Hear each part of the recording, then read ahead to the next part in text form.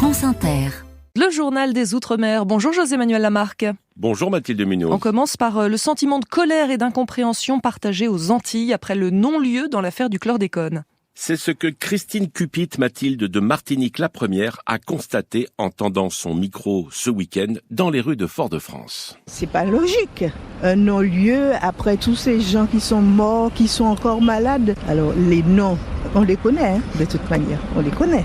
Il faut qu'ils soient jugés. Regardez le nombre de cancers que nous avons ici en Martinique, le nombre de cancers de la prostate surtout. Nous sommes tous empoisonnés avec la chlordécone et puis on ne le savait même pas. Parce que je m'en souviens des moments où j'allais travailler dans le sud, l'avion passait mais carrément sous ma voiture, j'avais le pare-brise rempli d'un produit blanc. Il faut que le peuple se réveille et qu'on fasse quelque chose. Ils se fichent de nous. Il faut que tous les Martiniquais descendent dans la rue. C'est une cause pour tout le monde. Ce sera un combat difficile, mais il faudra quand même ne pas lâcher et qu'on se mobilise pour quand même avoir gain de cause. Il faut dire que le risque de développer une pathologie due à une surexposition au chlordécone concerne un quart des Martiniquais et 14% des Guadeloupéens, comme l'a précisé vendredi dernier à l'AFP la coordinatrice du plan chlordécone de l'État, Edwige Duclet. Et selon un rapport publié le 6 décembre dernier par l'Agence nationale de sécurité sanitaire, l'ANSES, près de 90% des populations de Martinique et de Guadeloupe sont contaminées au chlordécone.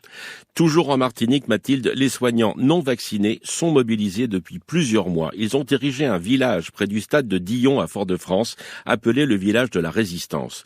Une action pour afficher clairement leur volonté dans ce combat qui les oppose à leur administration de tutelle, comme l'explique Serge Haribo, le secrétaire général de l'UGTM Santé, l'Union Générale des Travailleurs de la Martinique, au téléphone de Manuel Larade de Martinique la Première. Nous sommes là toujours en résistance et nous observons que c'est une nécessité puisqu'on a toujours des collègues qui se retrouvent en conflit avec leur employeur vis-à-vis de l'obligation vaccinale parce que c'est pas terminé, la loi est toujours présente et les contraintes sont toujours présentes. Et pour autant, oui, on a besoin, et c'est ce que nous avions déclaré au début du mois de décembre, l'hôpital va mal et ce n'est sûrement pas le moment de se passer que ce soit des vaccinés, des non vaccinés. On a besoin de tout le monde pour pouvoir garantir des soins de qualité à la population. Donc c'est aujourd'hui inadmissible que la France puisse continuer dans ce sens-là. Ça deviendra l'un des seuls pays au monde à empêcher les soignants non vaccinés de travailler. En Guadeloupe, l'archipel doit faire face à des difficultés d'approvisionnement en paracétamol.